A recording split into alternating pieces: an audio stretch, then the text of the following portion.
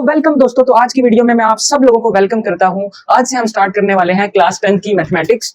तो आज introductory video होगी चैप्टर 1 का, जो हमारा टॉपिक है क्वाड्रेटिक इक्वेशन। तो अगर आप लोग अपना फोकस इस बोर्ड पे रखेंगे तो इंशाल्लाह ताला ये जो 10th का कोर्स है मैथमेटिक्स का, ये जिन बच्चों को मुश्किल लगता है इंशाल्लाह उनके लिए बहुत ईजी हो जाएगा।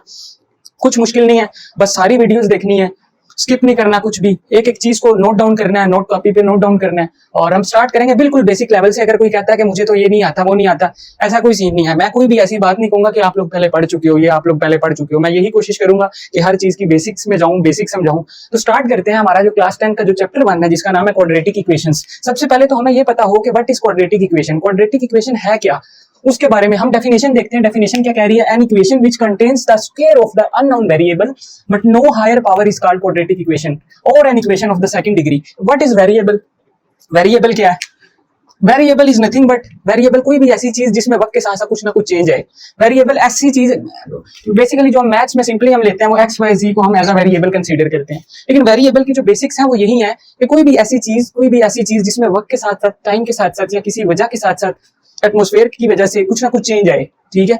अब वेरिएबल की भी आगे कुछ टाइप होती है, डिपेंडेंट वेरिएबल और इंडिपेंडेंट वेरिएबल। डिपेंडेंट वेरिएबल वो होता है जो किसी दूसरे वेरिएबल पे डिपेंड कर रहा हो, जिसकी वैल्यू या जिसका आंसर किसी दूसरे वेरिएबल के ऊपर डिपेंड कर रहा हो, किसी दूसरे वेरिएबल की वैल्यू के ऊपर डिपेंड कर रहा हो। और इंडिपेंडेंट वेरिएबल क्या होता है? जो फ्रीली होता है, जिसमें आप कुछ भी पुट करो वो किसी दूसरे के ऊपर उसकी वैल्यू डिपेंड नहीं करती। ठीक है। डिपेंडेंट वेरिएबल और इंडिपेंडेंट वेरिएबल का अभी हमारा कोई इतना कोई लेना देना नहीं है। अभी जो बेसिक चीज है वो ये है कि क्वाड्रेटिक इक्वेशन क्या है। इक्वेशन, ठीक है, लीनियर इक्वेशन का आपने सुना होगा। एक लाइन की जो इक्वेशन होती है, वो होती है y is equal to mx plus c। ऐसा कुछ आपने सुना होगा कि मतलब x एक वेरिएबल है, x एक इंडिपेंडेंट वेरिएबल है, y यहाँ पे डिपेंडेंट वेरिएबल है। क्योंकि y का आंसर इस x की वैल्यू पे डिपेंड कर रहा है। m क्या है? m कोई ना कोई कांस्टेंट है और c भी कोई ना कोई कांस्टेंट है इस टाइम पे। ठीक है, ये एक होगी लीनियर इक्वेशन। क्वाड्रेटिक इक्वेशन क्या है? क्वाड्रेटिक इक्वेशन ऐसी इक्वेशन है जिसमें जो वेरिएबल है उसमें मैक्सिमम जो उसका एक्सपोनेंट है, एक्सपोनेंट कहते हैं पावर को, मतलब एक वेरिएबल है उसका एक्सपोनेंट इस टाइम x के ऊपर कोई पावर नहीं है, इसका मतलब x के ऊपर 1 है। x की जो पावर है इस टाइम वो 1 है। 1 को हम पावर भी कह सकते हैं और एक्सपोनेंट भी कह सकते हैं, x का एक्सपोनेंट भी कह सकते हैं। तो क्वाड्रेटिक इक्वेशन में वो बात कर रहा है कि ऐसी इक्वेशन जिसमें एक अननोन वेरिएबल हो जिसकी हमें वैल्यू मालूम नहीं है, जैसे x है, हमें इसकी वैल्यू मालूम नहीं, उसकी जो मैक्सिमम पावर है यानी मैक्सिमम जो एक्सपोनेंट है वो 2 हो, इससे ज्यादा ना हो। ऐसी इक्वेशन जिसके अंदर जो वेरिएबल है वो अननोन हो, अननोन मतलब इसकी हमें वैल्यूज पता है नहीं पता, और इसका जो मैक्सिमम एक्सपोनेंट है वो क्या है? 2। जो कि इक्वेशन को हम सेटिस्फाई, डेफिनेशन को हम सेटिस्फाई कर रहे हैं। वो कह रहा है square of the unknown variable. Unknown variable है उसके ऊपर स्क्वायर है, और अननोन वेरिएबल इस वजह से हमें इस वेरिएबल की अभी वैल्यू मालूम नहीं है, और इसकी जो मैक्सिमम पावर है वो 2 है, स्क्वायर 2 इक्वल है। But no higher power is called, इससे बड़ी पावर ना हो पूरी इक्वेशन के अंदर।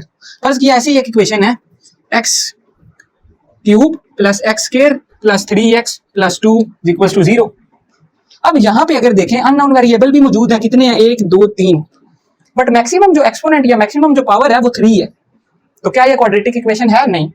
क्यों? क्योंकि क्वाड्रेटिक इक्वेशन की डेफिनेशन जो है वो हमें बताती है कि अननोन वेरिएबल तो हो बट जो मैक्सिमम एक्सपोनेंट है ना वो हो जस्ट स्क्वायर या 2। ठीक है, आगे बात समझ में। तो नेक्स्ट जो पोर्शन है डेफिनेशन का उसमें वो कह रहा है और an equation of a second degree. अच्छा, इसको डिग्री भी बोलते हैं। ये जो x के ऊपर पावर्स होती है ना, प्लस x2 प्लस, ये फर्स्ट की इक्वेशन है, इसकी जो पावर है ना, अब ये थर्ड डिग्री इक्वेशन है, ये सेकंड डिग्री है पावर, ये फिर थर्ड डिग्री है।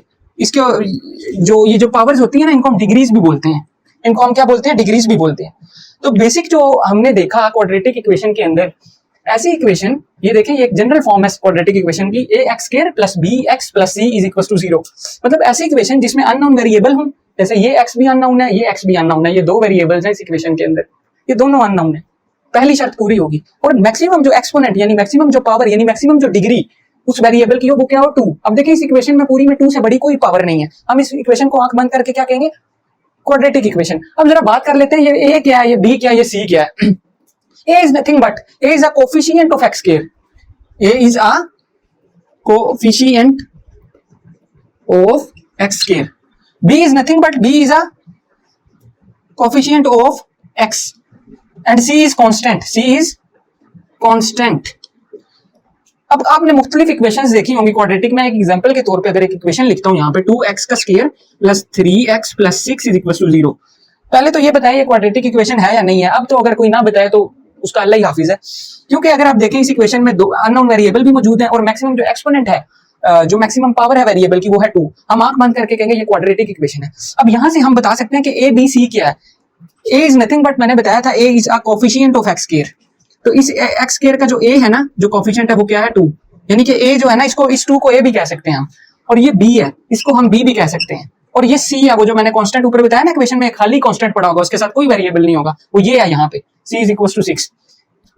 तो बस यही थी क्वाड्रेटिक इक्वेशन। होपफुली आप लोगों को अच्छे से समझ में आया होगा। अगर किसी भी किसी तरह की भी कोई कंफ्यूजन है तो कमेंट सेक्शन में आए, क्वेश्चन करें, मैं इंशाल्लाह जरूर, वैलिड क्वेश्चन होगा तो मैं जरूर आंसर करूंगा। अगर एम यारा क्वेश्चन पूछा कि क्वाड्रेटिक इक्वेशन क्यों है, क्वाड्रेटिक इक्वेशन में ये ए क्यों है, ये बी क्यों है, होपफुली अगर कोई मेरी वीडियो अच्छे से देखेगा तो उसको जरूर समझ आ जाएगा कि क्वाड्रेटिक इक्वेशन है क्या, और ए बी सी इसके अंदर क्या है, और इसकी स्टैंडर्ड फॉर्म, जनरल फॉर्म क्या है। तो मिलते हैं नेक्स्ट वीडियो में। एक्सरसाइज स्टार्ट करते हैं, एक्सरसाइज 1.1 के क्वेश्चन स्टार्ट कर देंगे नेक्स्ट वीडियो में। तो होपफुली आप लोगों को अच्छा लगा होगा, समझ में आएगी। तो मिलते हैं नेक्स्ट वीडियो में। अल्लाह।